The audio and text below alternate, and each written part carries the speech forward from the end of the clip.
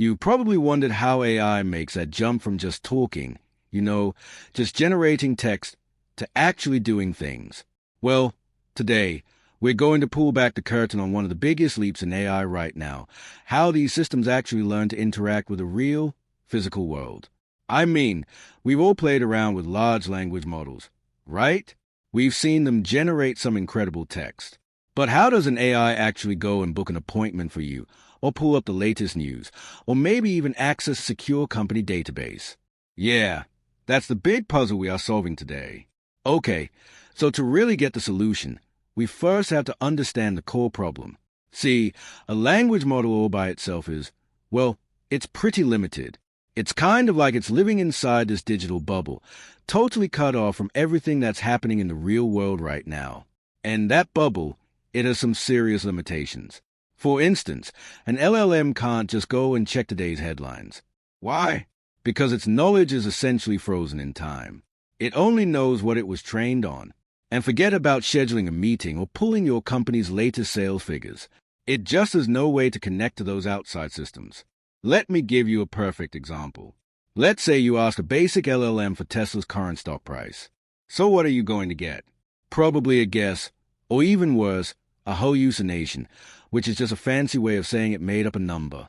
At best, you might get a price from months, maybe even years ago. The bottom line is, it has no idea what's happening right now. So the big question is, how do we burst that bubble? Well, it's simple. We give the LLM a way to reach outside of it. We upgrade it. We turn it into something called an AI agent. And this, right here, is a crucial shift, moving from a model that just spits out text to a system that can actually take action.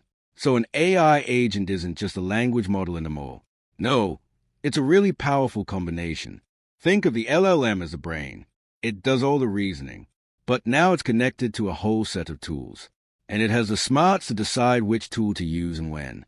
It's a simple formula, the LLM plus tools plus that decision-making power that creates what we call actionable intelligence. Okay, so what are these tools I'm talking about? Well, honestly, they can be almost anything, from something super simple like a calculator to a really complex API. Things like a search engine or a company's private database, or even the little system that powers your weather app. We're basically giving the AI agent a digital toolbox just filled with all these different functions it can use to get a job done. All right, that all sounds great in theory, but how does an agent actually, think? Let's break it down and walk through its thought process step by step. Okay, so it all starts with your input. You ask something like, what's the weather in Kuala Lumpur today? Instantly, the LLM's reasoning part kicks in and it thinks, whoa, I can't answer this from my old data. I need live, real-time information. That's step 2.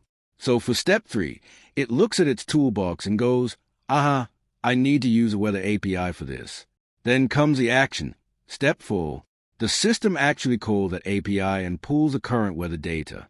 And finally, in step 5, that raw data gets sent back to the LLM, which then uses its amazing language skills to turn it into a simple, helpful sentence for you. So that weather example is perfect for showing how an agent can pull in real-time external data. But this whole approach is way more versatile than just that.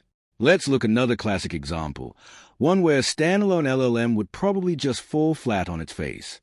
All right, how about this one? A question like this often completely trips up a pure language model. You see, they aren't actually great at precise math because they sort of feel out the answer based on text patterns they've seen before. They don't, calculate it. But an AI agent, it's a whole different story. Its reasoning brain immediately sees this as a math problem and knows that guessing is a terrible idea.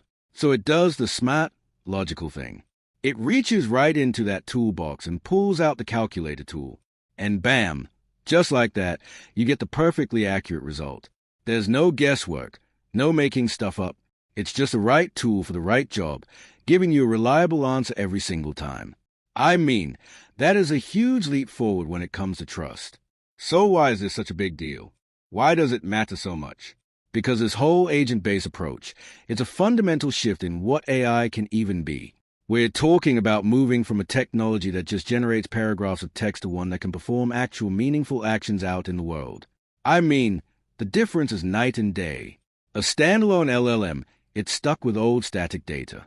It's known to hallucinate, and all it can really do is spit out text. But an AI agent equipped with tools, it can access real-time info, give you factual results, and it's built to take action. The most important thing to remember is this: the tools are what connect the AI to our reality. And look, this isn't some far-off science fiction, that it's happening right now. This is the tech that's powering the next wave of personal assistants that can actually manage your calendar. It's behind the customer support bots that can look up your real order status. And it's what's driving powerful business tools that can analyze live sales data on the fly. And that really brings us to the core idea here. You can think of it like this. Without tools, an AI is kind of limited. But with tools, AI suddenly becomes incredibly useful.